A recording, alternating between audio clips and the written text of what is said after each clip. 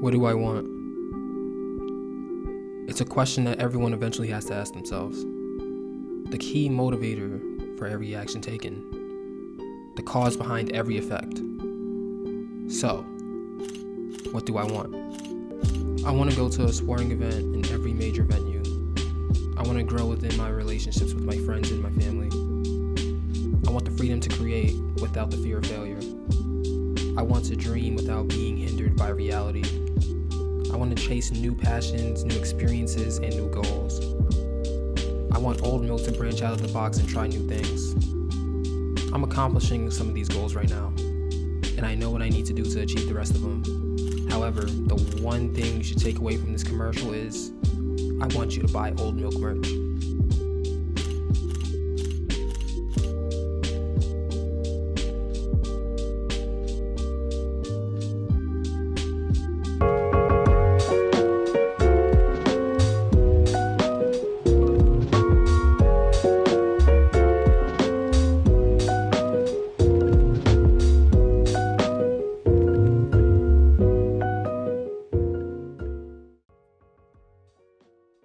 Lost the St. Louis Cardinals You, hat today. yeah. Is this for Albert? Hell no, Jason Tatum. See, I had like two other names to say before we got to basketball players. And even then, I'd probably say Bradley Beal just to troll before we get to the main reason why. Yeah, okay. You don't like Brad Hell Beal? no. You're not going to trade No, Jalen I'm Brown fine with. for Bradley Beal? I wouldn't want to do that. I like Bradley Beal, but I like Jalen Brown a little bit more. Just a little bit more? What does it say about Jason No, Tatum? Or Jalen Brown, excuse me. I mean 30-point scorer. Yeah. Multiple time All-Star. Do you think Can't Jalen can't Brown complain much is... about that. You think Jalen Brown's going to be a 30-point per game scorer at some point?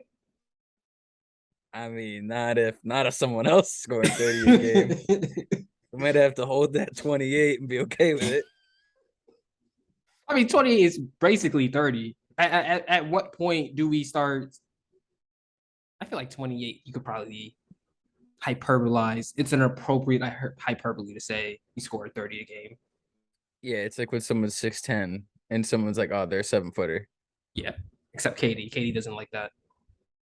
No, Katie was lying. Yeah, he was saying he was 6'9" the whole time, but the whole time he was taller Yeah, than that DeMarcus old Cousins. picture.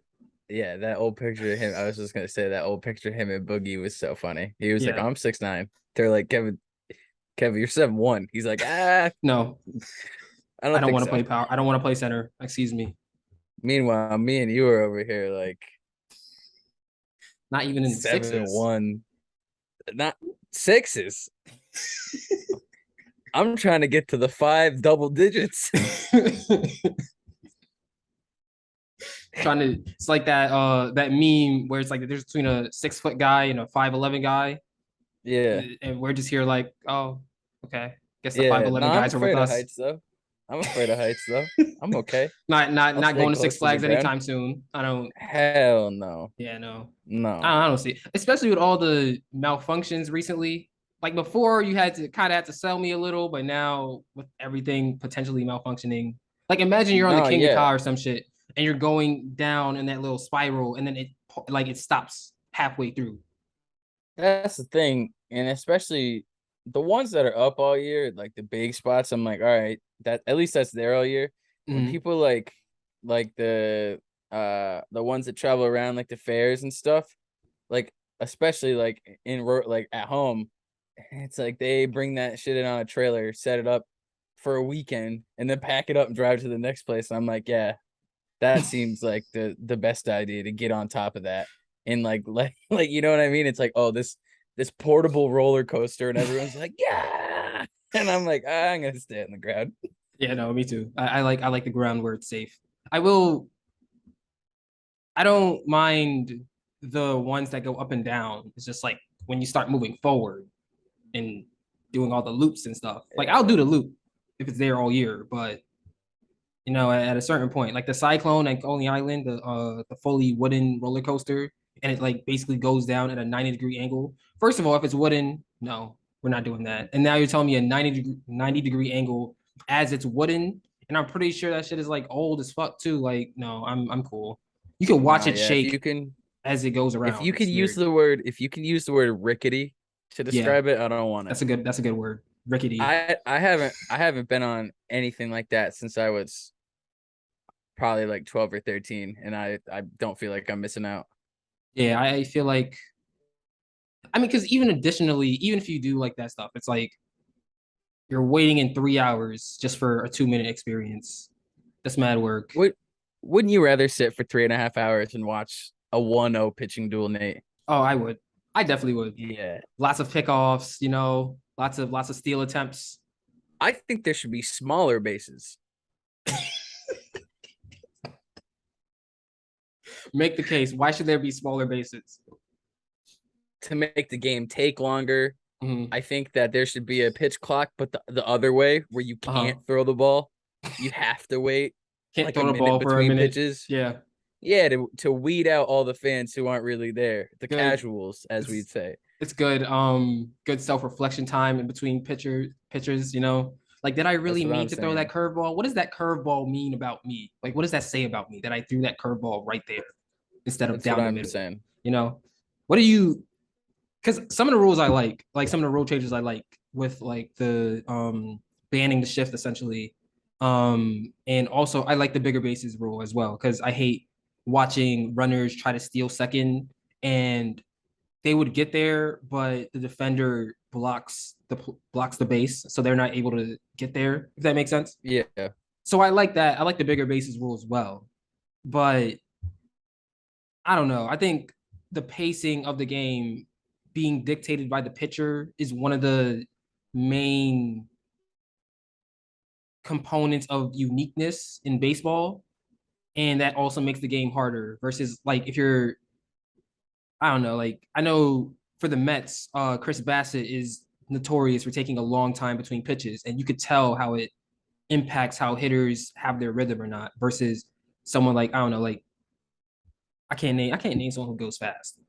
I guess Edwin Diaz, but I don't want to be too Mets because the White Sox look like a real baseball team again. So Yeah. look at that. Until Jim Beam LaRussa's back in the sticks. Oh my god. They did you see what happened last night when they were down, they were basically getting no hit until the seventh inning, and they were down 3-0, get into the ninth, they score 5 runs and they win. And Yeah. that's something that would have never been possible with Tony La Russa. I don't know why we're still entertaining Tony La Russa. Miguel Cairo is obviously the guy. I If this season, like they're supposed to be division champs. Like we're supposed to be in a situation where we could look at them and be like, okay, they got the division already. Like they have the talent to do it, but it just shows you what all those people who say coaching don't matter. Well, this is the exact reason why coaching matters and managing matters. But yeah, I mean, hey, you look at an organization like the Brooklyn Nets. I mean, you don't need a coach really. See the success that you have there. You don't need one. yeah, that's true. You just need Need a it works out figurehead. perfectly every Yeah, single time. That's what KD, I'm saying. These Kyrie, guys are pros. yeah, Ben I Simmons need, could definitely I coach. need to micromanage. Just watch him pass up layups all day. Good play, like Yeah. good play. That was drawn I up. mean, you can kick it out to the corner. Why wouldn't you? I don't think there's a clear segue here to start the episode. No, So we got too deep into this. We did. We've gotten too deep into this rabbit hole. Welcome to the Cat Podcast. This is episode 318. I am Nate Sperlin. That is Taylor McLeod. Thank you for watching on YouTube, Spotify, Apple Podcasts, Amazon Music, Stitcher, and more. Do us a favor, hit the like button, and subscribe to the channel. Follow us on Instagram, Twitter, and TikTok at OldMilk Media. Check out the Old Milk Smith's Place on Spotify and YouTube, and check out all the Old Milk content on oldmilk.co. Taylor, even though you kind of city hopping from episode to episode, how are you doing today? I'm doing great. I wouldn't say I'm city hopping. I'd say I'm fitted hopping. It's just the hats. I mean, my Red Sox taking 2 rings off the Cardinals in my lifetime, so now it doesn't really. Red Sox. Oh, now it's your Red Sox. I'm still watching every single game, even though I'm not even though I'm not in the group chat going crazy anymore, I'm still watching every single game. So yeah, they're not good. No, They're not good, but it's okay. not at all. How are Um, you? I'm good. The White Sox being better is a nice sign. Um, I don't know, man. I'm excited for fall, as you can see by how like the hoodie I'm wearing. I'm excited to go outside and have leaves fall everywhere and take mad pictures of the leaves. That's Yeah, that's that's what I'm excited for. in the periwinkle. And the periwinkle and the mint We love it. and the cream and I don't know what other colors they have. If they have other colors, I want to. I envisioned an orange one today, and if they have it, I'm buying Yeah. that shit. Yeah. Orange You is could such go a good like color. a robin's egg blue. Maybe, maybe I can see it. We're just talking, that color palette. Yeah, you have to have like the pastel. The pastel effect is very. It's a very chill vibe. So we talked about Jason Tatum. We talked about Boston Celtics politics, and then we talked about baseball. Now we're talking about fashion, and now let's talk about the real reason why we're here.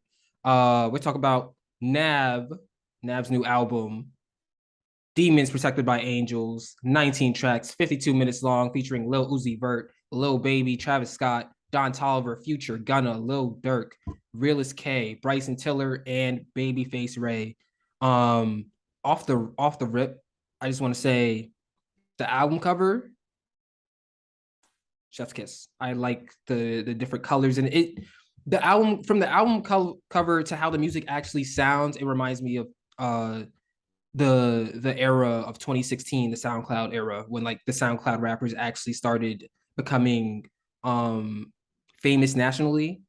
Like that little moment when you have Lil Uzi Vert who gets a number one, and you have all these other artists that are in the same ballpark as him, Playboy Cardi, Trippie Redd, get number ones too. Like the whole project kind of takes me back to that time, which was a really good time for music. But that being said, Taylor, what were your first thoughts on Demons Protected by Angels?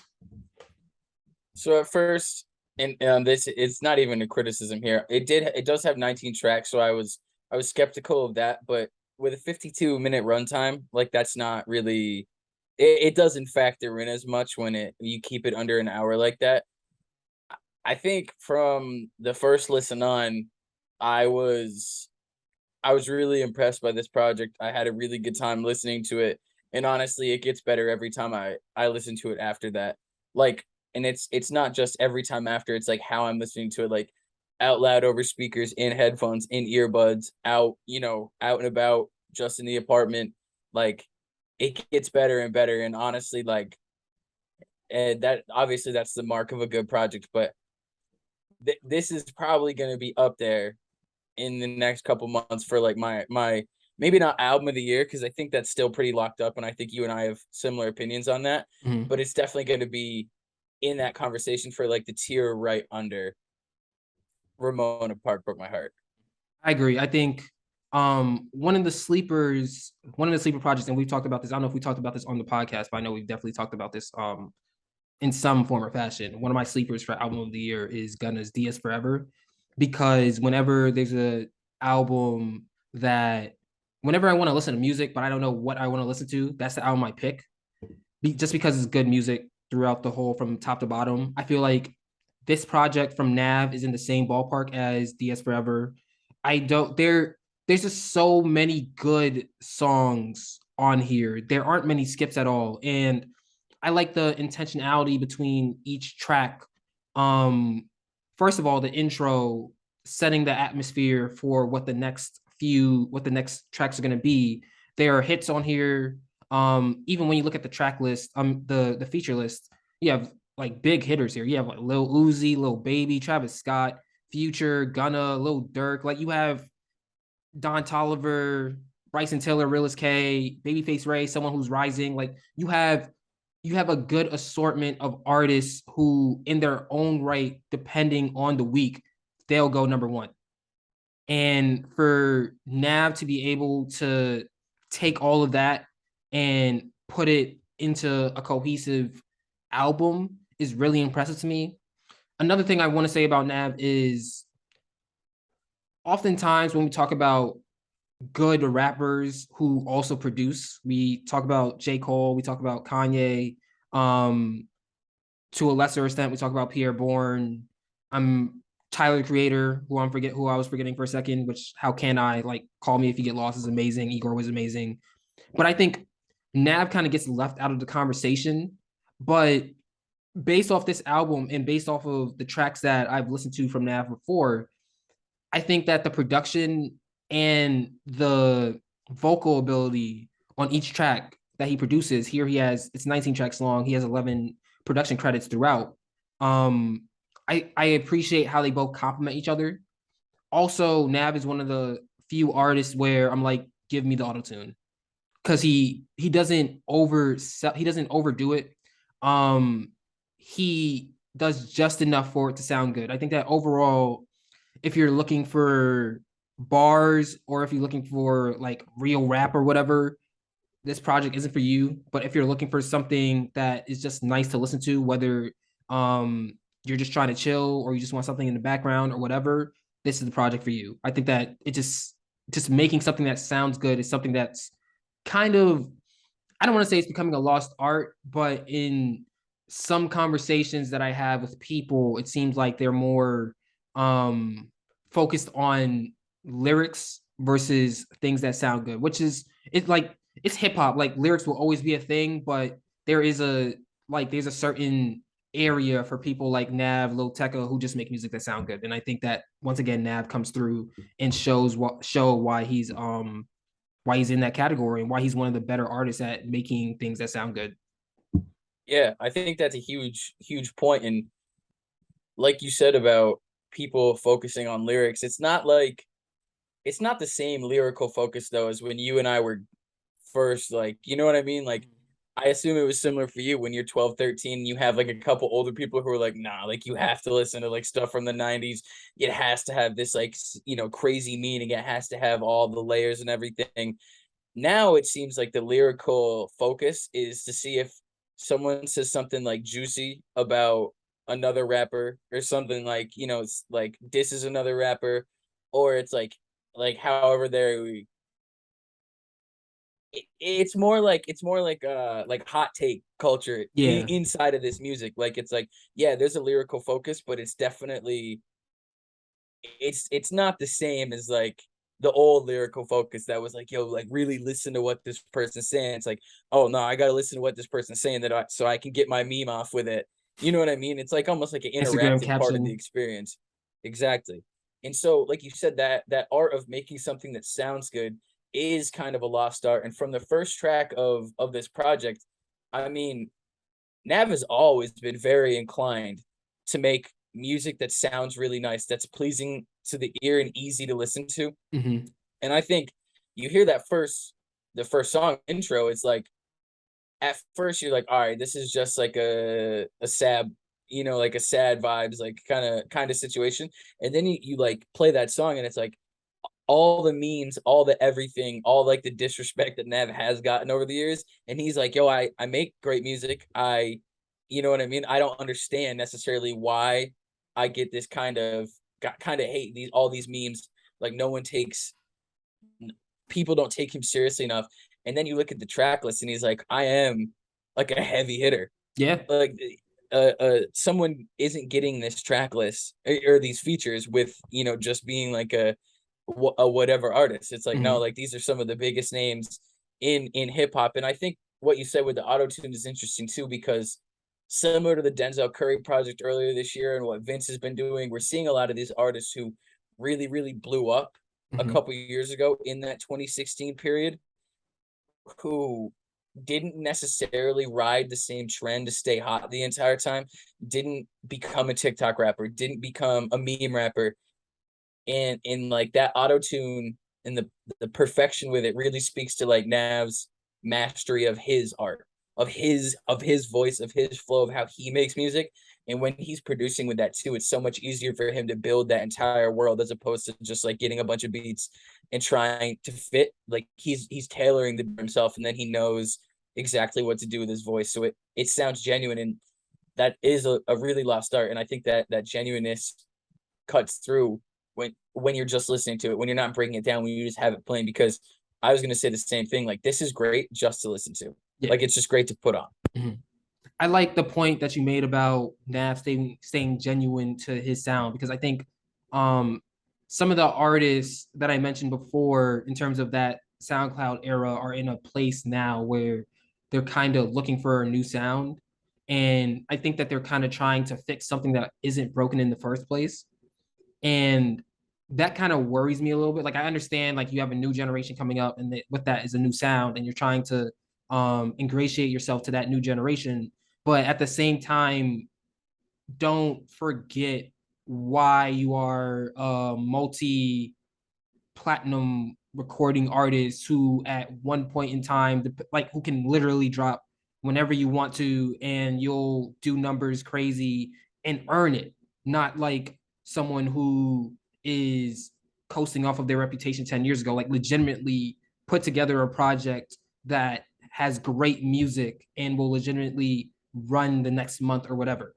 And I appreciate Nav doing that. I hope that other artists who are in the same generation as him follow this trend of, okay, I see what you're all doing over there. I see that you have the CMGs and you have the NBA Young Boys, and the hood music is starting to come into play more. I see that you also have artists like Yeet and Sofago and Ken Carson with that alternative sound, but there's still a lane, and there's still hunger from hip hop fans for that 2016 to 2020.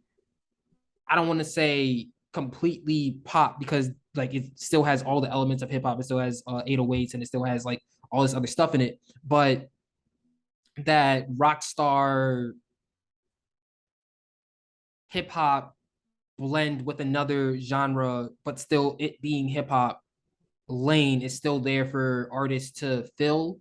And I hope that's not abandoned because artists either see the trend of, okay, ESTG is blowing up because everyone believes what he says. Let me try to do that. Lil Durk is blowing up because everybody believes what he says. NBA Youngboy is blowing up because everybody believes what he says. Let me try to make that type of music. Or look at a new generation. I want to make sure that the Yeet fans fuck with me, or the Ken Carson fans fuck with me. Like, no, you have a huge fan base, and trust that, essentially, is what I'm saying. Yeah, I mean, sometimes it seems like a lot of those artists carve that lane. They like put in a lot of work, like between in those years we're talking about, that real like renaissance of SoundCloud that we experienced when we were like late high school, early college. It was important, and they all put out a ton of music and really carved that lane.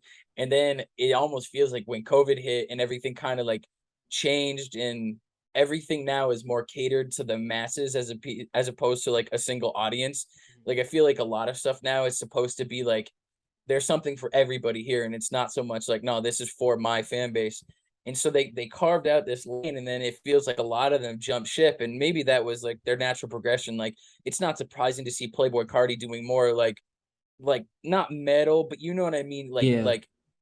like veering off that way because there's influence through that music. But some of the other artists that we're seeing kind of jump ship, it's like you carve this lane for a reason. Like Mm-hmm. it's still there and it's still yours. And I think that Nav did a great job of showing he's like, hey, like all that work that we did and that he did specifically throughout the memes, throughout the whatever, is still important and it's still there. And I think a song like Never Sleep with Travis and Lil Baby really shows that. Like in my notes, I wrote like this could be off Astro World, and Mm-hmm. you know it came out 4 years after Astro World, but it still is good. It doesn't feel stale, and I think there's a lot of moments on this. And the song with Future and Don Toliver really reminds me of that. And I think Don Toliver does a great job of bridging the gap That between Don Toliver music that song is so good.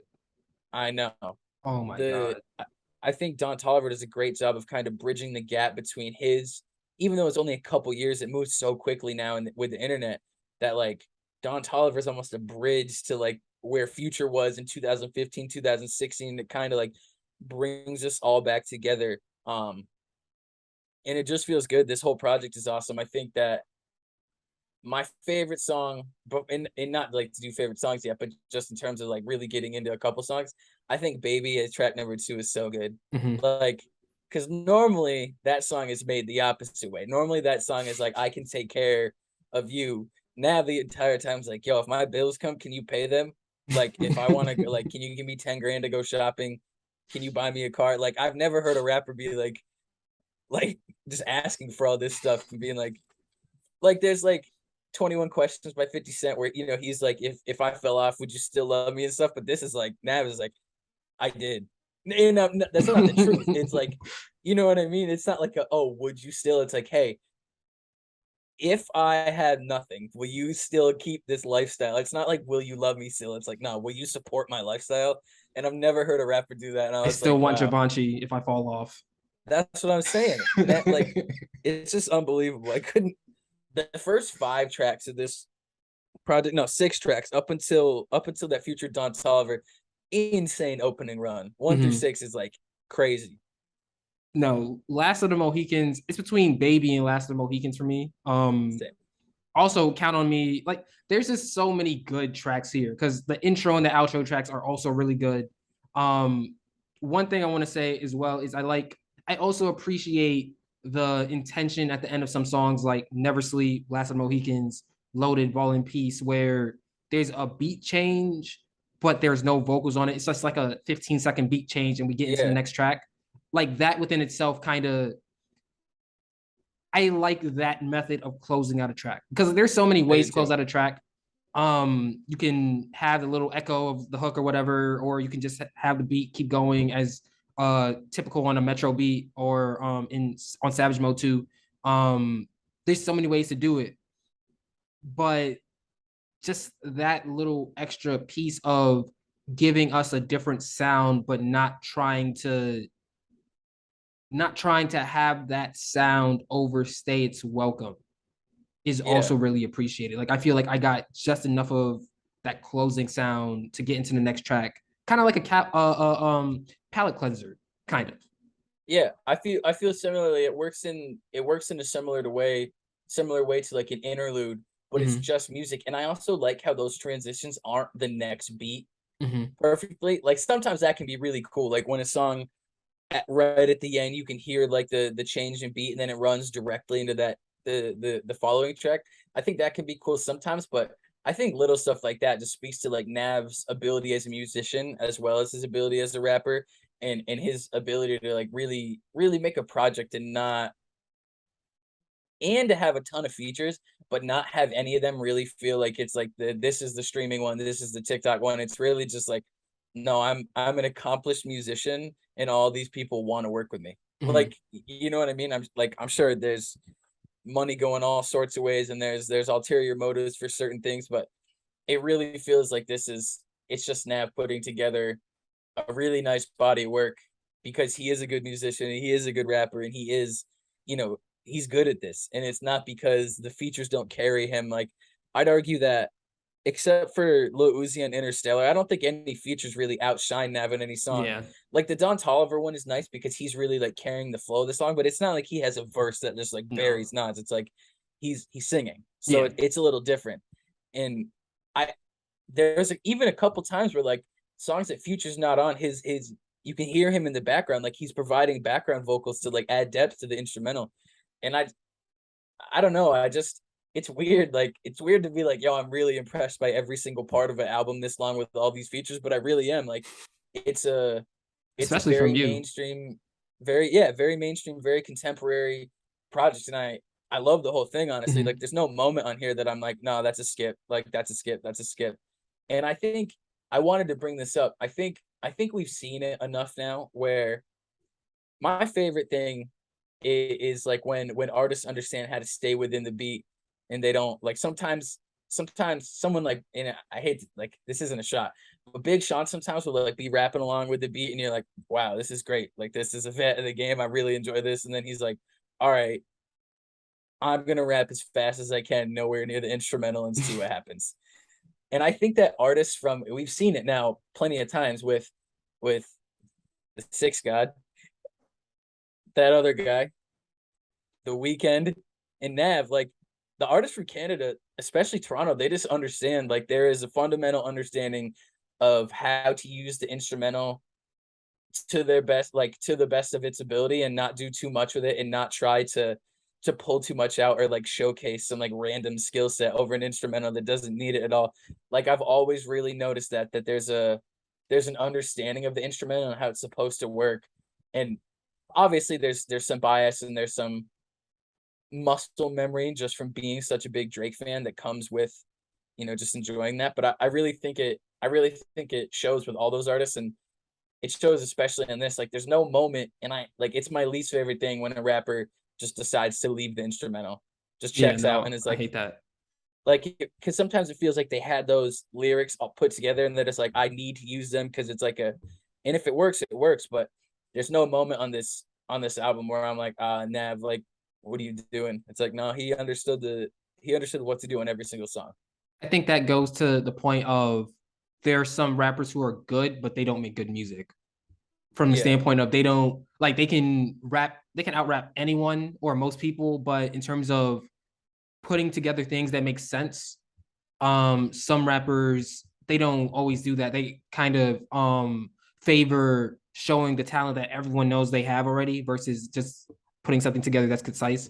The last point I want to make before we start getting into favorite tracks, I like some of the lines that Nav has. Like I understand, like before we set it up talking about like if you like bars, this isn't for you. And these aren't really bars, but I just some of the lines were kind of catchy. I like. No, they are though. Like it honestly it reminds me a lot of like listening to old Future. Not in the same. It's not. It doesn't have the same impact. It doesn't reach inside your heart and like pull everything out and like stomp on it and then put it back in and say, all right, figure it out. Hey, But hey, there's some hey. of the stuff that I'm like, Deep what? down, you know you're a monster too. Damn, damn. No, I mean it's. I think they are bars. I mean, it feels a lot like old Future stuff for people to be like, that doesn't even make sense. And I was like, that's why it's perfect. Yeah. That's I my that's why. favorite line from the whole thing is Nav saying on Never Sleep, if a producer doesn't take off his tag, I do it myself and remake the beat. Okay. Amazing. Amazing. I Okay. think my favorite lyric besides the entirety of Baby, because I Mm-hmm. think that one is like every single line is just like, yo, he's just asking this woman for all the money in the world. And like he's like, hey, you got to support me. Like I have an image to uphold. But my favorite isn't even a Nav lyric. I mean, he has bars, but fucking Lil Uzi saying shootout on a Vespa to start off on Deadshot.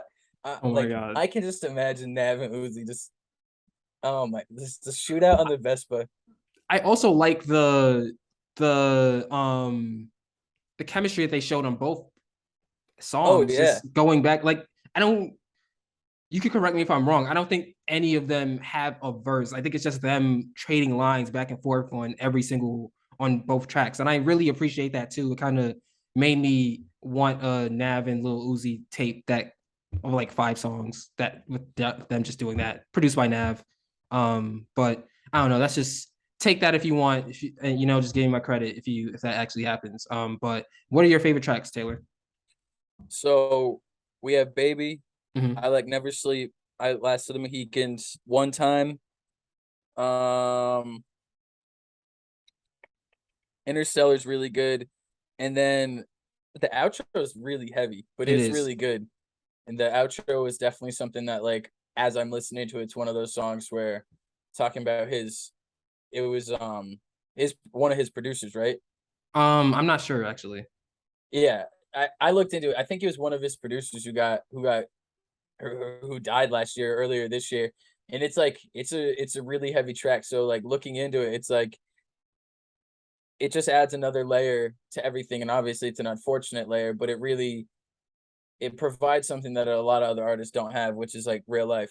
It's Yeah. like yeah, you can tell me about the Balenci as much as you want, but at some point I want to hear what's really going on with you as a person and not you as like a rap star. Mm-hmm. My favorites are Count on Me, the intro, Baby, Never Sleep, Last of the Mohicans, Interstellar, Mismatch, the Babyface Ray feature. Oh boy. Oh yeah. Um Yeah, that goes crazy. and Ball and Peace. Those are like my 7 favorite tracks.